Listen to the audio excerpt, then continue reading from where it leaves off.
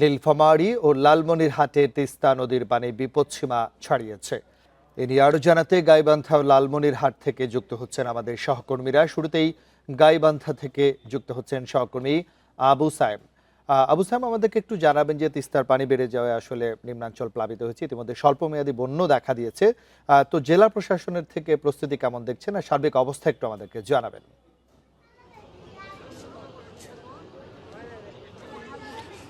দেখুন, গাইবান্ধায় কয়েকদিন থেকে নদ নদীর পানি বৃদ্ধি এবং কমা দুইটার মধ্যে অবস্থান করছিল। তবে গত 24 ঘন্টায় হঠাৎ করে তিস্তা নদীর পানি আসলে অব্যাহত থাকে বৃদ্ধি পেয়ে এখন পর্যন্ত আজ বিকেল পর্যন্ত প্রতি সপ্তাহে সর্বোচ্চ বার বিকাশ পেমেন্টে 50 জন হবেন পেমেন্ট চ্যাম্পিয়ন। জিতে নিন টিভি সহ আকর্ষণীয় সব প্রাইজ। গাইবান্ধা পানি উন্নয়ন বোর্ডের তথ্য মতে আজকে বিকেল 3টায় আসলে সুন্দরগঞ্জ উপজেলা সংলগ্ন কাউনিয়া স্টেশনে বিপদসীমার 1 সেন্টিমিটার নিচ দিয়ে প্রবাহিত হচ্ছে তিস্তা নদীর পানি এবং পাশাপাশি ঘাঘট, ব্রহ্মপুত্র এবং করতোয়া নদীর পানিও কিন্তু বৃদ্ধি অব্যাহত রয়েছে। এই পানি বৃদ্ধির ফলে সুন্দরগঞ্জের হরিপুর এবং বেলকা ইউনিয়নের নিম্নাঞ্চল ইতিমধ্যে প্লাবিত হতে শুরু করেছে এবং পাশাপাশি আপনাদের বলে রাখি যে গাইবান্ধা জেলার সুন্দরগঞ্জ সদর, সাঘাটা এবং ফুলছড়ি এই 4 উপজেলার যে নিম্নাঞ্চল সেগুলোতে পানি ঢুকতে শুরু করেছে। পাশাপাশি জেলার অন্তত 15টি পয়েন্টে ভাঙন দেখা দিয়েছে। আমরা পানি উন্নয়ন বোর্ডের কর্মকর্তাদের সঙ্গে কথা বলেছি, তারা যেমনটা বলছেন যে আসলে এই পানি বৃদ্ধি অব্যাহত থাকবে এবং এর কারণে আসলে আগামী মাস থেকে আসলে স্বল্পমেয়াদী বন্যার শঙ্কা তারা করছেন এবং আমরা জেলা প্রশাসনের কর্মকর্তাদের তাদের সঙ্গে কথা বলেছি এবং তারা যেটি বলছেন যে এই স্বল্পমেয়াদী বন্যার কে সামনে রেখে তারা কিন্তু সব ধরনের প্রস্তুতি তারা নিয়েছেন এবং ইতিমধ্যে তারা যে পানি যে অঞ্চলগুলোতে প্রবেশ করছে সেগুলো তো চিহ্নিত করছেন, পাশাপাশি ক্ষয়ক্ষতির পরিমাণও তারা চিহ্নিত করছেন। আপনাদের বলে রাখি যে গত 24 ঘন্টায় তিস্তা নদীর পানি কিন্তু 74 সেন্টিমিটার বৃদ্ধি পেয়ে বিপদসীমার 1 সেন্টিমিটার নিচ দিয়ে প্রবাহিত হচ্ছে।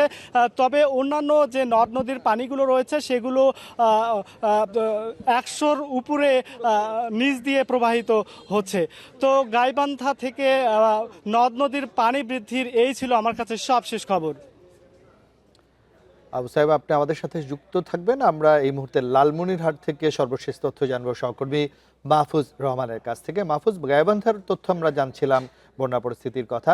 লালমনিরহাটে আজকে এই মুহূর্তে বন্যা পরিস্থিতি কেমন রয়েছে, সার্বিকভাবে প্রশাসনের পক্ষ থেকে কি ব্যবস্থা নেওয়া হচ্ছে? গতকাল লালমনিরহাটের তিস্তা ব্যারেজ এলাকায় কিন্তু পানি বিপদসীমার নিচে ছিল। আজকে আমরা দেখেছি যে সেই পানি কিন্তু বিপদসীমার নিচেই আছে। তবে ঘটনা হচ্ছে যে গতকাল সন্ধ্যায় সেই পানি কিন্তু বিপদসীমার 11 সেন্টিমিটার উপর দিয়ে প্রবাহিত হওয়ার কারণে তিস্তার যে নিম্নাঞ্চল আছে সেই নিম্নাঞ্চল কিন্তু পানিতে টইটুম্বুর হয়ে গেছে। আমি এই মুহূর্তে রয়েছি একটি নিম্নাঞ্চলে। আপনি দেখছেন যে যে চলাচলের রাস্তা এবং বসত বাড়ি যেগুলো আছে সেগুলো কিন্তু পানি প্রবেশ করেছে এবং সেই গতকাল সন্ধ্যা থেকেই কিন্তু তারা বেশ মানবতর জীবনযাপন করছে। তাদের যে গৃহপালিত পশুগুলো আছে সেগুলো নিয়েও বেশ বিপাকে রয়েছেন। পাশাপাশি তাদের খাবার রান্নাও অনেক বাড়িতে হয়নি। আমরা অনেকের দুর্ভোগের সাথে অনেক মানুষের সাথে কথা বলছি, যার তারা জানিয়েছেন যে তাদের ঘরে রান্না না হওয়ার কারণে মৌসুমী যে ফল আছে আম এবং কাঁঠালকে কিন্তু তারা আজকে দিনাতিপাত করছেন এবং পশুগুলোকে কিন্তু যে বাঁধ আছে সে বাঁধের মাঝে নিয়ে যাওয়া হয়েছে। তো সব মিলে আমরা দেখেছি যে দুর্ভোগ কমেনি কিন্তু। আর তিস্তার পানির খবর যদি জানাই তাহলে সেখানে কিন্তু পানি গতকাল যেটি বিপদসীমার 11 সেন্টিমিটার উপর দিয়ে প্রবাহিত হয় সেটি কিন্তু আজকে নেমে প্রায় 15 সেন্টিমিটার নিচ দিয়ে প্রবাহিত হচ্ছে। নিচ দিয়ে প্রবাহিত হলে শুধু ঘাটিতে যে অঞ্চলগুলো আছে বিশেষ করে সদর উপজেলা এবং আদিতমারি এবং কালীগঞ্জের যে বিস্তীর্ণ এলাকাগুলো আছে সেগুলোতে কিন্তু এখনো পানি আছে। পানি কিন্তু নামার এখনো কোনো সম্ভাবনা তারা দেখছেন না। আমরা দেখেছি যে সকাল থেকে সে পানি কিন্তু বৃদ্ধি পাচ্ছে এবং এখন পর্যন্ত কিন্তু সেই পানিগুলো স্থির অবস্থায় আছে। তবে স্থানীয়রা বলছেন যেহেতু উজানে যে ব্যারেজ আছে পয়েন্টে যেহেতু পানি প্রবাহ কমে গেছে, সুতরাং এই পানিগুলো কিন্তু সন্ধ্যার পরে কিছুটা নেমে যেতে পারে এবং কাল অবধি এই পানিগুলো কিন্তু কিছুটা